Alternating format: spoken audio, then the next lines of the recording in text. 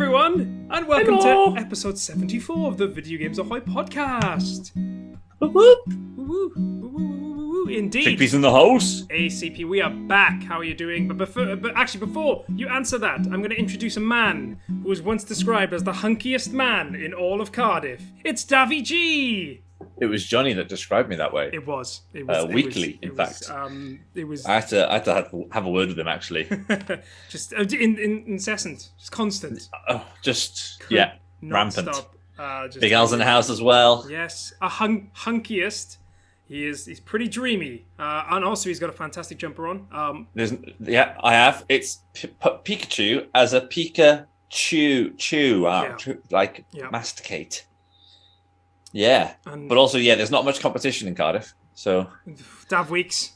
It was me and Dav Weeks, so now and I kept trying to tell you that Dav Weeks is the hunkiest. Dav Weeks is pretty. I'd say he's dreamy.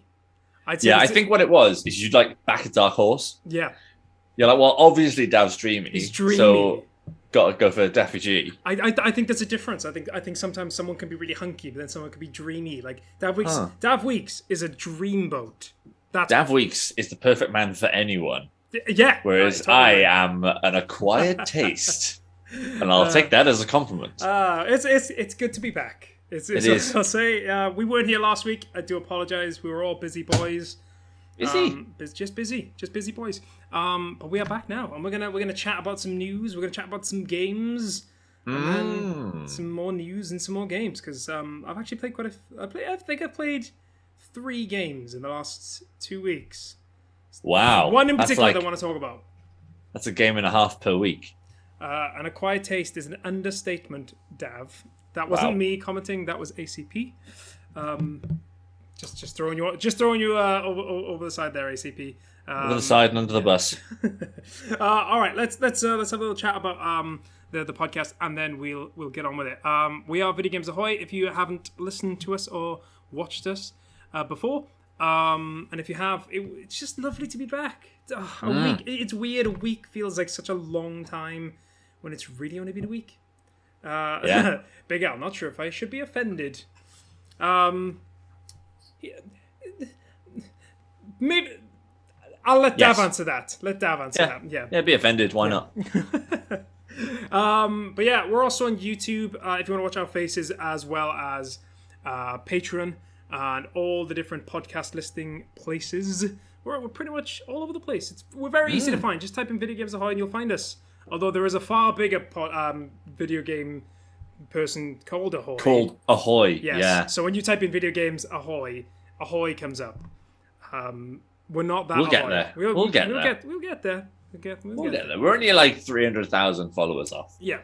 We're also on Discord, so that link is in the description if you want to join. And otherwise, I think that's it. I think we've pretty much covered it. Just thank you for watching. Give me some news. Thank you for listening. So we've got so basically this is some news from last week because I wasn't here and it was already on my sheet. So we'll tuck in, just have a little nibble of some of the news from last week. But there's a whole smorgasbord of news from this week as well. And we'll start off with SEGA. Now SEGA has announced it's agreed a strategic alliance with Microsoft, which will see the Japanese gaming giant develop games using the Xbox firm's Azure cloud platform. The deal, which Sega said on Monday had been agreed in principle, in quotations, will see it produce large-scale global games in a next-generation development environment built on Microsoft's Azure cloud platform, also in quotation marks. Sega said the alliance will form a key part of its mid to long-term strategy, allowing the business to move forward with super game. Quotations again. Now, this is really interesting because I think for a long time, a lot of people have assumed that Microsoft would be wanting to buy Sega. It makes a lot of sense in many ways. Weirdly, I think for me, this kind of proves that they won't buy them. But the super game, I'm very interested in. Me too. What would that be? Do you think it could be like a 3D Dr. Robotnik post-apocalyptic world game? Like This War of Mine, where you have to Yeah. You can be Dr. Robotnik, but you can die of hunger. Yeah. Yeah. Absolutely. And you can shank people. Yeah. To steal their rations. I'm like, yeah, that seems like the most likely option. What's the next news item? But yeah, it is really interesting because obviously, like, it does mean that Sega and Microsoft. I mean, they've had pretty close links a lot recently. Like the Yakuza games, all 6 of them are on Game Pass. All 7. All 7. Apologies. Oh yes, because there's 0 and the other one, the one you played. All 8. All 8. There's 8 of them. We've got it wrong twice.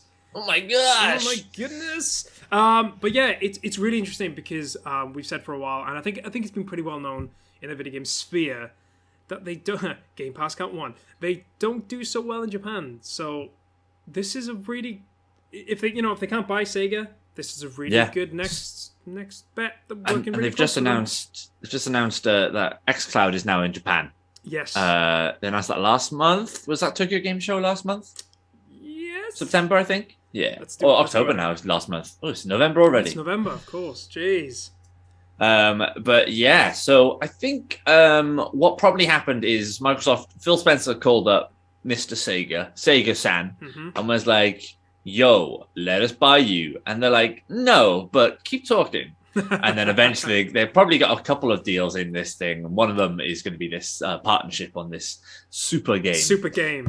I mean, they could end up helping out on Perfect Dark because they've already brought in Crystal Dynamics to help out. That's a good show. So who knows what we could see from there? Maybe it's Gears 6. Maybe Coalition will be partnering with some Sega folks. Could it be a Sega Microsoft exclusive? Could it be an original Sega game that is a Microsoft exclusive? That would make sense. Something to be excited about these days? No, that's a good point. I mean, Sega are very hit and miss these days, but maybe it could be if they use Creative Assembly, who made the Halo Wars games. They're very good, like Rome Total War games as well. So maybe they could make like another sort of RTS or a turn-based tactical game, but that could work on consoles as well. Can I you've given me an idea. Go on. In that, like, you've just made me think. What if we had a Sonic version of Mario and Rabbids made by Microsoft? Sonic and Master Chief. Could you imagine that? Sonic and Psychonauts. Hydrate, Dav. Thank you very much. Gotta hydrate. Thank you. Thank you, Elvishai. Hey, it's been a while. Really appreciate it. Itsury's thinking a new pixel art Sonic 4. That would be sick. Sonic Mania really 2. Cool. But they've called it a super game, really, which makes us think it's going to be something big. But we're not going to hear about it for years. I like. It does make me think. It does make me think something like Square Enix big, like that big budget, massive game. They've got the backing of Microsoft. They've got their Azure technology as well, the cloud technology. So like, I don't know. It's really intriguing. Yeah. Yeah. Sonic 4 and 5. Both. You know what? Sonic An open 9. world Breath of the Wild Sonic game could actually be good. It's interesting because, like, I guess, yeah. But it would not by anyone who's ever made a Sonic game before. Just stay away. Yeah. Just don't make it. It is interesting because, like, Sonic is, like I said, Sega in general, but Sonic in particular is so hit and miss. It can make one of the best games of the year, well, relatively for Sega, but then also, like, it makes terrible Sonics. Like, what was that one Sonic? Was it Ultimate? No, which was the really bad one? The one on the Switch, the one that wasn't good is Sonic Forces. Sonic Forces, that's the one. And then there was one that was really bad before that. I can't remember the name of because I try and get out of my brain. Hey, Unleashed was like a solid 6.5 out of 10. Yeah. That's good for a Sonic 3D game. Yeah. It just seems like they've never mastered the 3D, whereas Mario did, and that's kind of where they've always gone wrong. Apart from Sonic Adventure 1 and 2, which were good. I enjoyed them. They were fun. They were silly. And anyway, let's move on. Super Game. That's coming out soon. And by soon, I mean some point over the next 10 years. Let's move on to the Nintendo Switch Online Plus expansion pack, because it is now available. We all have it, thanks to the kite. We mentioned earlier the dreamy looks of Dav Weeks, but the power dynamic of Dav Weeks and Hoy has allowed... Oh, what a power couple. I mean, they've allowed myself, my wife, and Dav... My wife! To also enjoy the Plus expansion pack, because we're all one big family now. Yeah. So, do you have any thoughts on this before we get into, like, a few other things? I guess... have you played any of the games yet?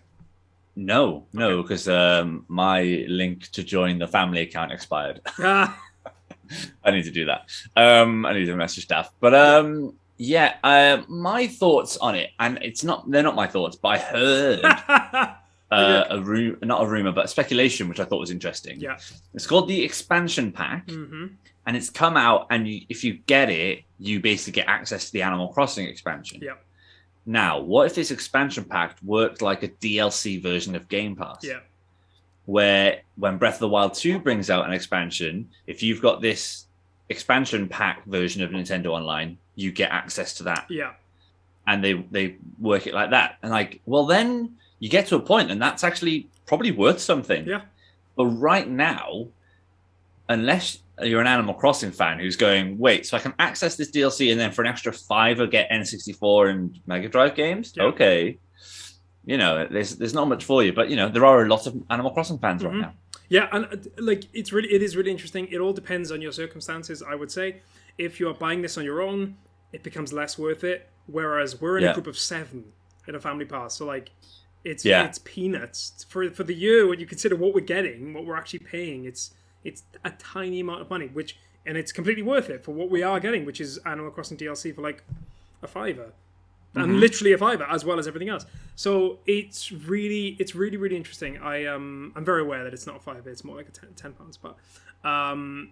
But the reason why I actually brought it up is because there has been a really negative response to it.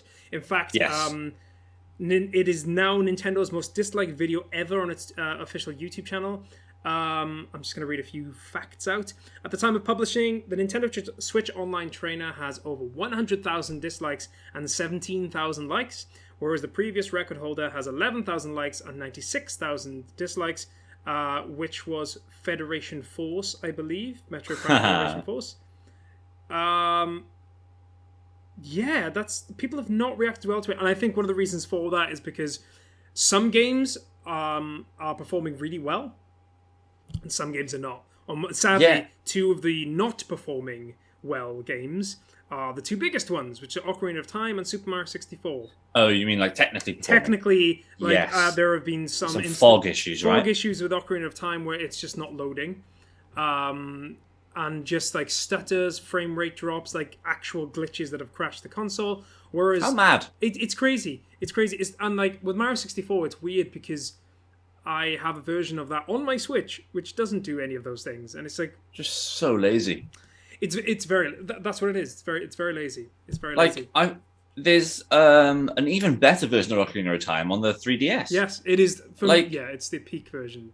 It's just baffling that the Switch, which is infinitely better hardware than a 3DS, can't manage to just emulate. Which means it's not the hardware, is it? It's the software. Yeah. So whoever's created this emulator just done a bad job. Yeah, it's a weird one. And the interesting thing is I listened to a podcast last night which said that Star Fox 64, for instance, they said if you want to play the original version of Star Fox 64, it is the best version of that original game. If you wanted to play the best version of Star Fox 64, the game, if that makes sense, the 3DS version is probably a better way to go. But the original version, if that makes sense, the emulated original version with no upgraded anything, this is the best version of it to play, which is interesting. How funny. It's so weird that some games are doing really well, but then the 2 biggest ones you'd think they'd want people to be drawn to, for a lot of people, not everyone, for a lot of people have just been a buggy mess. But it's really interesting. I'm going to keep an eye on it. To be honest, I'm waiting for more of the other games to come out. I'm waiting for Majora's Mask. Yes. Paper Mario. Yeah, those are the games I'm waiting F-Zero. for. Yeah, F-Zero, yeah. Because I have all of the games apart from Yoshi's Island on my N64. It is nice to have access to them. I've not played any of the Mega Drive games, but apparently they run amazingly well. Which is really fascinating, but it just shows probably Sega's put the work in. Yeah. Okay, let's move on. We'll probably come back to that at some point over the next couple of weeks. Something that is really interesting and linked to it, and we can just have a little quick conversation about it, is GoldenEye 007 has been taken down from the German BPIM list of media harmful to young persons, which heavily restricted its sales in Germany. So basically, the reason why it's interesting is because this review, and I'm reading something directly from VGC. This review process happens automatically after 25 years, but in this case, the review has been actively requested prior to that date by one of Nintendo's European partners, which in this case probably acts as a proxy. And such a request does not come for free. And you wouldn't usually do it unless you plan to do something with your media, which is fascinating because the timing is fascinating. There's also been a leak last week which said that there's going to be at least 38 games coming out on the N64 system and 50 games coming out on the Mega Drive. Yeah. If this is the case, if GoldenEye 007 resurfaces on the Nintendo Switch Online with upgraded controls, possibly, that'd be nice. I doubt it. But still, at the same time, if GoldenEye resurfaces on the Switch Online, I think a lot of people will be suddenly turned around. Absolutely. Because that would be incredible. It'll instantly become the best first-person shooter on the Switch. The Switch, yeah. But I know it is really fascinating. As I don't know if anyone, if you're listening and you don't know, GoldenEye 007 has had a lot of issues. It's never been able to properly re-release. It had that sort of like faux re-release on the Wii. I've got it behind me. Is it any good? I've not played it yet. Oh, okay. But like I've heard it's fine. And then they remake it twice. They remade GoldenEye like as the game, and then they did it again. GoldenEye Reloaded on the 360. Completely reworked, which is interesting. I've not played either. Can't comment on that. I did play GoldenEye recently though. I completed it on stream, and the thing hasn't aged well. The only thing that would interest me is multiplayer. That would be fun. Online multiplayer, yeah. That online multiplayer would be fun. That would be a good laugh. But yeah, let's leave it there because we've got a few other things we've got to talk about. The next thing we want to quickly mention is GTA Trilogy. This actually finally got announced. It's been so long we haven't actually spoken about this. That it will be released on November the 11th on the PlayStation Store, the Microsoft Store, Nintendo eShop, and Rockstar Games Launcher, with a physical release on December the 7th. It has upgraded controls, upgraded visuals. Pretty much, it fundamentally it runs, it plays like GTA 5, but it kind of looks more like an older version, somewhere in between like GTA 5 and GTA 3. It looks like 3. Well, I know the games are really old. This isn't necessarily a complaint, but they look like a budget version of GTA 5. Yes. But I kind of like it because they've just gone, this is what the games would have looked like with slightly better graphics. And yeah, they look phenomenally better than the originals. Yes. But they look phenomenally worse than GTA 5. Yes. To be fair, I think a lot of what would have gone into making them like GTA 5, I don't think they would have been able to do this. But it is interesting because I'm actually going to buy them because I actually never finished Vice City. I played it, I loved it, and I never actually finished GTA 3. Again, played it, really enjoyed it, but I was just too young to be any good. I did complete San Andreas, enjoyed that. Mm-hmm. So I'm really interested to go back into it. The reason why I mention it though is because something really interesting has happened. And we'll mention Game Pass because this is actually the next topic. Game Pass, chickpea. San Andreas is coming to Game Pass along with a load of other games which were announced today. Dav, I don't know if you've seen these. No. Minecraft Java and Bedrock editions come to the PC. Wow. Unpacking, cloud, console, and PC. This is the big one. Oh, that looks like a really nice game, Unpacking. This is a big one for me. Genuinely a big one. It Takes Two is coming to the console, PC, and cloud. Yes! Which I'm genuinely really happy with. Because I'll play that with Rosie. I'm so excited. Kill It With a Fire. I don't know that game very well. Those are all coming on November 2nd. So it's from tomorrow. Wow. And some of these games are coming on November 9th, which will be Football Manager 2022. Yes. Football Manager 2022 Xbox Edition for the cloud, console, and PC. Forza Horizon 5. And then GTA San Andreas, which is coming to the Definitive Edition, which is coming to the console, as well as One Step from Eden, which is coming to console and PC. Now, the interesting thing is that you can't break up the GTA games, but they have put San Andreas specifically on... Is it the new San Andreas? Yeah, the Definitive Edition of San Andreas is coming to Game Pass. And isn't something going on PS Now? So the GTA 3, the original... GTA 3 Definitive Edition is going to PS Now. So it makes me wonder what's happened to Vice City. And also another interesting fact, Nintendo are specifically doing this themselves. They are, I can't think of the word. Rockstar is organizing it and selling everything themselves. Publishing. Yeah, publishing, that's the right word. Thank you. Self-publishing. Yes, Nintendo are publishing GTA. But Rockstar are publishing all the other versions, which is really interesting. Maybe that's Nintendo going, we will take the hit because we think it's going to sell well. Please let us have it on Switch. Because, and I said this previously, if it does sell well, then I don't see any reason why GTA 5 can't end up on there because GTA 5 ran on the PlayStation 3. So I'm not saying it should, and I'm not saying I would specifically buy it, but I don't see why it couldn't if this sells well, and I think it will. I'm probably going to buy it on the Switch because it didn't look that graphically taxing. I mean, the only thing I'll probably lose out on is 60 frames a second, but who knows? Well, I'll wait for the reviews first, but if it plays all right, that's what I'm going to get. But Dav, going back to all those other games, anything jump out at you? I know, obviously, one thing jumps out to me. Football Manager. Yep. I love Football Manager. Them being on Game Pass is honestly, it's a revolution. Those games are a year. It's like, for a smaller audience, but it's like putting FIFA on Game Pass. Yeah, it really is. Like they are yearly games, and people buy them every year. And that's Sega again, isn't it? Sega, Sports Interactive, who are based in the UK. It's mad and really cool. Glad to see they're doing it for a second year. It Takes Two is obviously really cool because, I mean, for you and Rosie, honestly, it's going to be such a great experience. I can't wait. I'm looking forward to that one. And Forza Horizon 5. Really excited to be exploring Mexico. Java Minecraft going to the PC on Game Pass, Chickpea. And then another Game Pass thing, Unpacking, looks really cool. Looks like a really zen puzzle game with kind of like no real wrong answers. So you're just like, you turn up to an empty like dorm room or like bedroom or whatever, and you unpack, you take something out of the box and you go, where should I put this? Yeah. And then you put it on that shelf, and then you just make a nice little home, and it's very sort of zen, feng shui kind of vibes. Seems really nice and chill. Maybe a chill stream. But that's some pretty good games, man. Honestly, because they haven't hit their goals. It seems for this year. Nope. They've gone from 18 million to 20 million, but they said the reason. I don't know if this is one of your topics or not, but they said that one of the reasons why is because of a lack of third-party input. Yes. Because of COVID, all the delays and everything's getting pushed. And so they're still growing, but it's slowing. I mean, you'll see a massic rise with Forza, Halo, Christmas time, and we'll see what happens next year. But I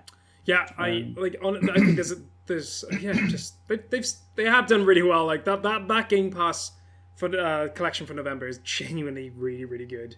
I was quite shocked when I saw it, like just because I only just saw it before we went live. So I'm really excited for that. We got a couple more stories. I'll just run through these really quickly. We got two. Actually, basically Cyberpunk and The Witcher have been delayed until next year, but that's not really a surprise anymore. It makes me sad because I really wanted to play The Witcher 3, and I'm worried it's going to get lost next year because there's just so many games next year. So many. At least they got delayed. One game that has actually been delayed out of this year, and I feel really sorry for it because it is going to get lost, is Advance Wars 1 and 2 Reboot Camp. Yeah. That is going to come out in April. April's not a bad month. Yeah. Nothing else going on in April that I can think of. Yeah, it's coming out in April, which it's as long as it's not February, because there's three big games coming out in February. Horizon, Elden Ring, and there was something else as well. Yeah, I can't remember what it was, but it was something big.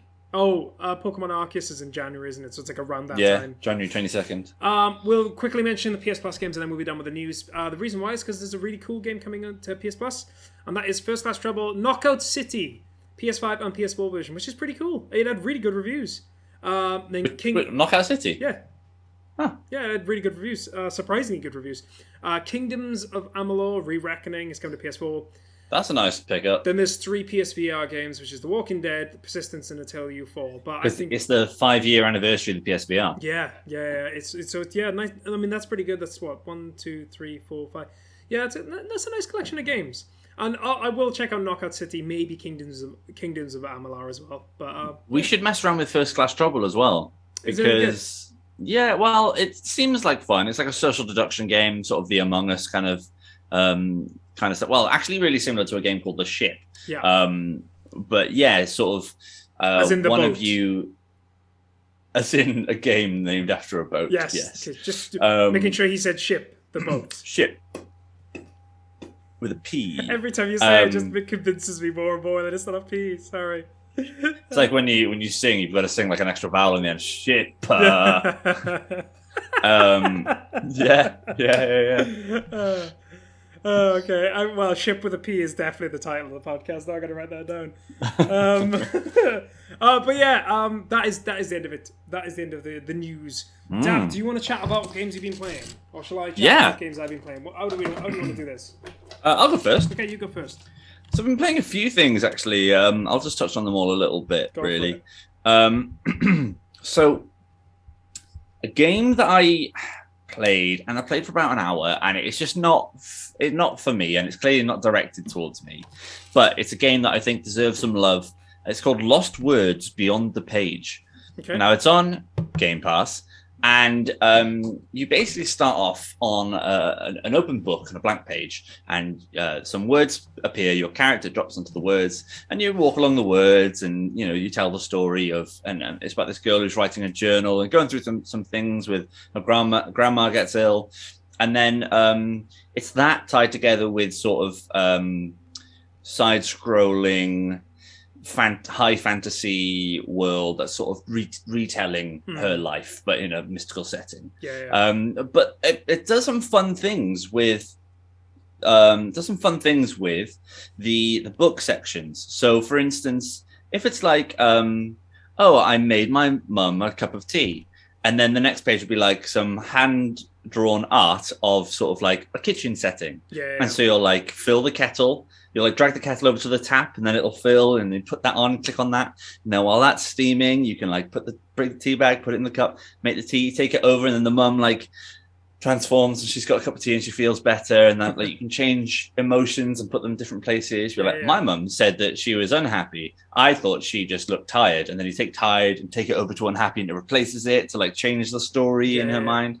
They're really nice. Kind of like Psychonauts 2 when you were doing the linking thing, changing the way. I like that. Yeah, but extremely simple gameplay. Very slow pace. Okay. Definitely worth it for people. If that sounds like their cup of tea, it definitely will be. If it doesn't sound like your cup of tea, it definitely won't be. But Lost Words Beyond the Page was it was nice. I'm glad I checked it out, and I wouldn't have checked it out if it wasn't for Game Pass. And two more games I want to talk about. One really quickly. The director of Final Fantasy 6, 9, and 12 has released a new JRPG called Dungeon Encounters. Oh, nice. And it's like if you stripped away everything from a JRPG except for the battle mechanics and the fundamentals of exploring the world, it's literally you sort of walk along a square path, and you're going down layers, and there's nothing really graphical about it. It's very stripped back, but the mechanics are tight. They are solid. They're ATB, your classic Final Fantasy 7, Final Fantasy 9 mechanics, nice. And it is just really nice. And you can pick up different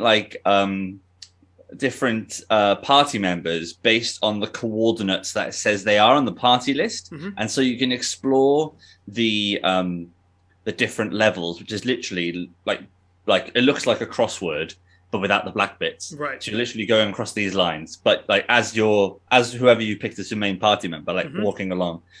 Really check it out. It's as I'm playing Final Fantasy VII Remake at the moment as well, to have that on the big screen looking beautiful, and then on the Switch, I've just got on the handheld mode being like, I can watch TV while I'm doing this. Yeah. It's like just engrossing enough that it's a great sort of second screen vibe. That's really cool. Dungeon Encounters. It's like 25 quid. Nice. Yeah, really cool game. But the main game I want to talk about, and I probably won't talk about it for too long, but it's called the Solitaire Conspiracy. Now, this is a game by Bithell Games, who made Thomas Was Alone. They made Subsurface Circular, Quarantine Circular, and the guy who runs the company, Mike Bithell, is genius, and his scripts and his writing are stellar, some of the best stuff. But this game is basically reinventing Solitaire. It's still got a lot of what Solitaire is, but you're a spy master who's trying to like take down this corrupt guy called Solitaire, and it's like also got a lot of like FMV videos. Nice. And the main character that you interact with is played by Greg Miller from Kind of Funny. Oh, Greg Miller, of course, yeah. Yeah. So he's in it like the whole game, and it's cool. Does he have glasses? He does have. Yeah, he does. Yeah. There we are. Happy now. Yeah. So and you go through the different levels and you acquire different teams or suits. Suits or teams, and they have different powers. So once you can find their ace and put it into the 4 slots for the aces, you unlock their Jack Queen King's abilities. Right. And so depending on, you can move them onto any pile, and it does something such as it'll automatically put the next card you need on from the color that you've put it on onto the ace. So like if the 2 is like buried under a pile, you pop that into something of the same suit, that 2 goes smack onto there. And then some of the powers are actually antagonistic. Right. So it's a balancing act then between like, oh, actually I need to somehow avoid moving those, but I need to change a lot of other stuff around here in order to do so. And it's like, oh, there's a sort of a harder mode where you have to have a turn limit. So now you have to like really like work out which powers you want to do in which order to try and get within that turn limit. But it's really cool. It's really cool. Yeah, it's really cool. What are you It's definitely worth. So I actually contacted Bithell Games and got a code for it. So I streamed it 9 days before release. I think it actually comes out tomorrow. That's awesome. But I'm playing on Xbox Series X. Nice. This thing would probably run on a like computer from 2010. Like, I mean, it looks pretty and the colors are very nice, but like, they I think it officially came out last year on PC and maybe Switch, and then they've brought out a Series X, PS5 next gen version coming out tomorrow. Chickpea says it looked a bit complicated. That's just because I'm so good at the game that it was all just flying by. But no, it does a really good job of sort of slowly introducing different aspects to you, but it doesn't take too long. The main campaign took 3.5 hours. And there's like skirmishes, daily challenges you can do, and you can like recruit different suits that have new powers. So yeah, it's a cool game. I don't know what the pricing is going to be, but I imagine it'll definitely be less than 20 quid. Nice. And if you like a funky card game, this is definitely a funky card game. Funky card game. I've never really been able to get into them on game consoles. I know some of my friends like really love them. Like one of my friends loves Gwent. Oh yeah. So like, and my brother used to love in Final Fantasy VIII. There was a card game in that he loved playing. So like, I know loads of people who love them. It's just never really been for me. I think it's because you need patience, and I don't have it, Dev. I just don't have patience. You've got JRPG patience though. True, but then I'm just like, ooh, pretty colors, like flying swords. That's usually where my brain goes to. You know what? There's a game called Slay the Spire. Oh yes. On Game Pass. Yep. That should be your first console card game. Okay. Because that is noted. That is just fundamentally excellent gameplay. Okay. It's probably the best card-based game I've ever played. Okay. Interesting. On a console that isn't in real, they aren't real cards. Yeah, definitely check out Slay the Spire. Yeah, and it's single player. It's just so there's no like worrying about like, oh, I've got a turn timer. You don't have any of that stuff. My history with cards is Pokemon and Uno. That's about as far as it goes. It's kind of in between those. Okay, Pokuno. Pokuno. That actually sounds like we should invent that. Pokuno. So have you been playing Pokuno this week? I have not been playing Pokuno in the Pokunos. I've been playing Deathloop. Been playing a little game called Deathloop. Yeah. You couldn't wait. You couldn't wait for Game Pass. Well, it was a gift, and I kind of wanted to play it because my friend was saying he was going to buy it, and he was basically saying if I buy it as well, he'll jump into my game and we'll try and kill each other. And I couldn't refuse that. So, and it was like how I said, could you? it was a gift. So I was just like, you know what, I'll take this. I'll take this as a gift. It's the perfect gift because it's not something you would have paid for yourself. But it's something you really wanted to play. No, 100%. It's exactly it. And that's exactly what a gift should be. Something you wouldn't buy yourself, but you'd be happy to have. Exactly. And do you know what? I'm glad I played it. I'm really glad I played it because, again, there are so many games coming out next year that I think I don't know whether I would have given it the time next year because there is so many big things coming out next year.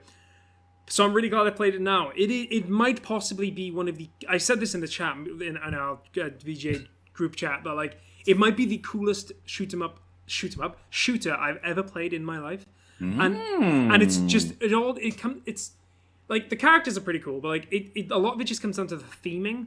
Like it has that sort of 60s party sort of like the graphics. It feels like a 60s party. The whole town feels like that. So it kind of has that sort of like 60s spy vibe going on. Yeah. Like it is in that sense. It's like it's so chill, but also like kind of like crazy and. It's the same people that made Dishonored, and I really enjoyed Dishonored. I thought it was a great game, and the combat definitely feels very different to Dishonored. Like, it's so slick. Honestly, man. I think, like, knowing how good you are, like, Apex Legends, like, and that sort of first-person shooter combat style, like, I think you would absolutely tear it up in Deathloop. It is, so, like, it makes me feel like a badass. And I'm not. You know what? You having it on PS5 makes me want it on PS5 honestly, so that we can play and jump in on each other's games. It's great. Like, I was really shocked because like I played it for the first half an hour, and I won't talk about the game too much. I'll just talk about my experience of the game rather than the game itself. And like for the first half an hour, I was a bit like, oh, there's a lot going on here, and they were explaining everything at once. Right. However, when it clicked, like genuinely, it was like, okay, because you do it. It's obviously it's a loop, so you do it so many times. After a while, it just clicks, and then you go, oh, this is awesome, and it really is just like. This is so cool, and I've not stopped playing it. Like I've been really, really busy, and when like today, you know, I've been doing my coding stuff. So like I had an hour off, and Rosie's in work, so I was just like, I have nothing else to do, so I'm just gonna play this for 45 minutes, eat a sandwich, and then go back to work. And nice. I did not regret a single second of it. It is, I can totally understand why people think it's their game of the year. Like, I can see 100%, and it's for me. My 3 games of the year that are fighting out for it now is now Deathloop, Metroid Dread, and Hitman 3. Those are the 3 fighting it out at the top. I don't really want to say much more than that because I'm probably going to talk about it more in depth when I complete it. Oh yeah, for sure. But like, yeah, I get the hype. I do genuinely. I completely get the hype. It's an absolute. It's so well made. Nice. And I don't think I can say much more than that. It's just a really well made, cool game. Yeah. But yeah, I think that's it. I think we're done, Dav. I think that's it. Nice. We're gonna go on. Check us a question. Check a question. All right, I'll check you a question. Let's have a look at questions. Oh, okay. This is a Dav question. Ooh. Okay, actually, because it's a Pokemon question. All right. Which Pokemon? It's not a Davgate. This is actually not a Davgate question, but like I feel like this is probably as soon as I mention Pokemon, you're the Pokemon master of us all. Which Pokemon was the very first to be created? Was it Clefairy, Lapras, or Rhydon? And I don't mean in the game. I mean like actual, like in real life. Which one was the first one they created? The very first one they came up with. Was it Clefairy, Lapras, or Rhydon? Good question. So I know that originally Ash was going to have what I thought was a Jigglypuff and not a Pikachu, but maybe it was a Clefairy. But no, I'm pretty sure that was Jigglypuff. So I'm going to say it's not Clefairy because they wouldn't have made that straight after, would they? And then what? Lapras and Rhydon. Rhydon, yeah. Rhydon would be a weird one because it evolves from Rhyhorn. And the idea of the game is sort of about exploration and finding bugs or like creatures, but then it makes me want to say Clefairy again. But I'm going to stick with Lapras. Okay, it's Rhydon. That's mad. Yeah. So I got a little blurb here. So according to Ken Sugimori, the primary designer for the Pokemon games, Rhydon was the first Pokemon ever created.